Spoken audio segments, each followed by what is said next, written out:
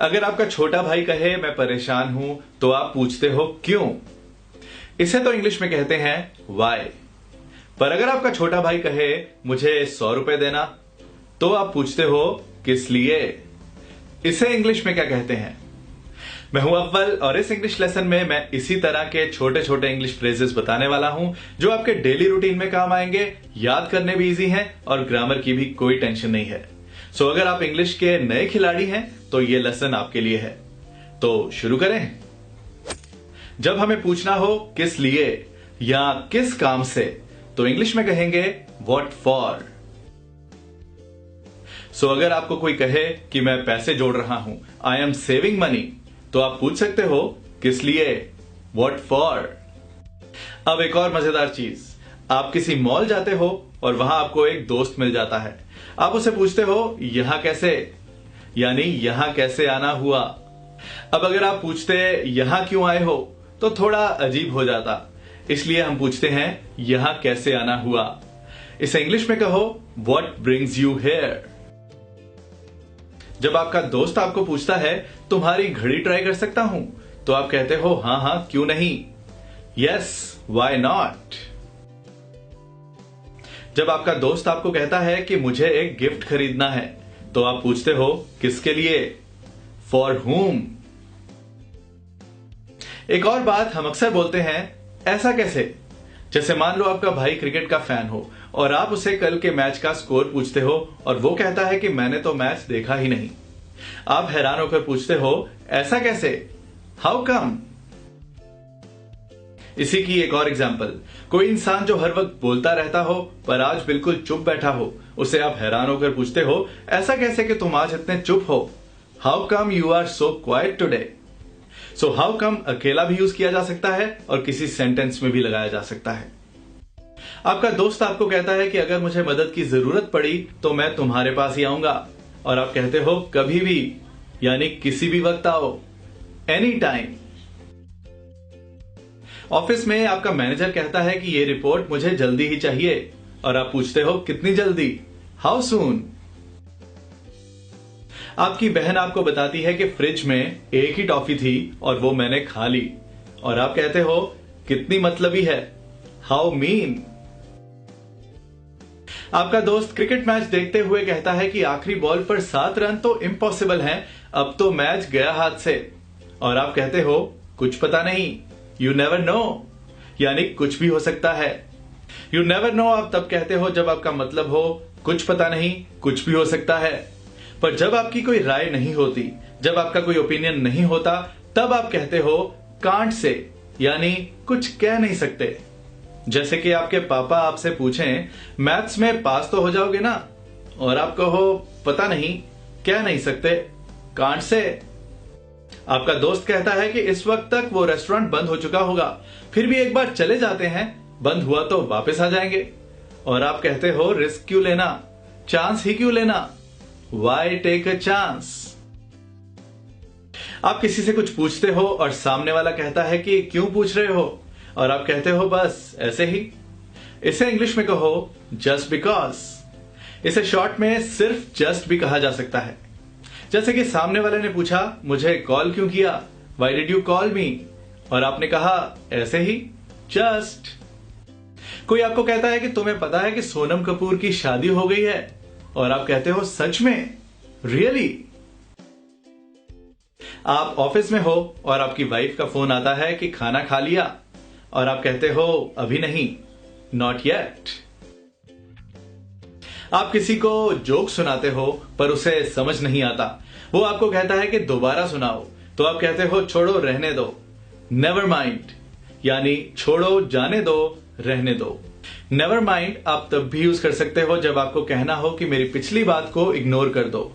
जैसे कि सामने वाले को आपने कहा कि मेरा फोन नहीं मिल रहा और वो ढूंढने लग गया, उतनी देर में आपको आपका फोन मिल गया, तो आपने सामने वाले को कहा कि रहने दो, मुझे मिल गया, never mind, I found it.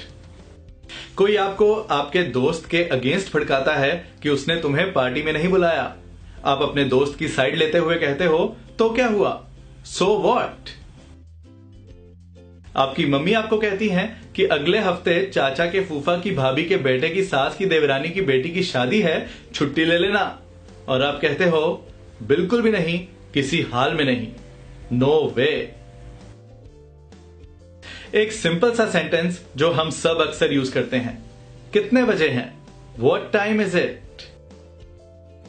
आपका दोस्त आपको कहता है कि सुना है तुम 0 पे आउट हो गए। आप कहते हो नहीं, कौन कह रहा है, सेज हु।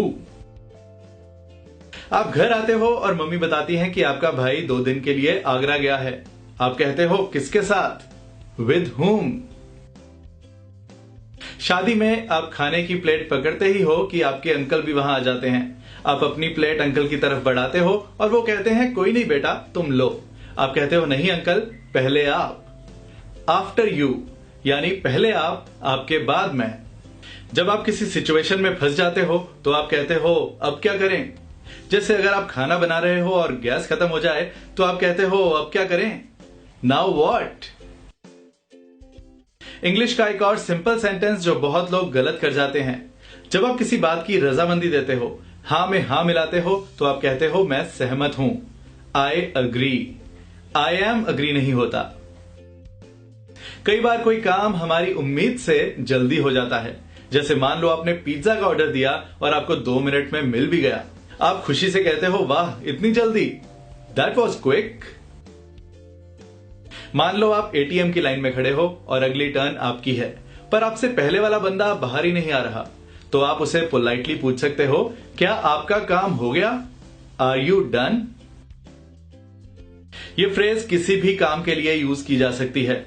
जैसे किसी ने खाना खा लिया हो और आपने प्लेट उठानी हो, तो प्लेट उठाने से पहले आप पूछ सकते हो आर यू डन, यानी हो गया आपका। कई बार किसी मॉल में या दुकान में जमीन पर से तार जा रही होती है, कोई वायर जा रही होती है, तो हम अपने साथ वाले को बोलते हैं कि ध्यान से पांव रखना, वॉच योर स्टेप। कुछ जगह पे आपको माइंड योर स्टेप का पोस्टर लगा भी मिलेगा। माइंड योर स्टेप और वॉच योर स्टेप दोनों का मीनिंग सेम है। आप ऑफिस में होते हो और मौसम अच्छा हो जाता है। आपका कॉलीग कहता है कि अगर आज संडे होता तो मजा आ जाता। आप कहते हो काश ऐसा होता, आई विश। आपका कॉलीग आपको बताता है कि बॉस तुम्हें दूसरी टीम में शिफ्ट कर रहे हैं।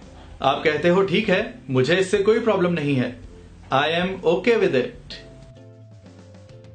आप अपना सूट ड्राई क्लीन करवाने के लिए देते हो और वो पूछता है कि ये कब तक चाहिए।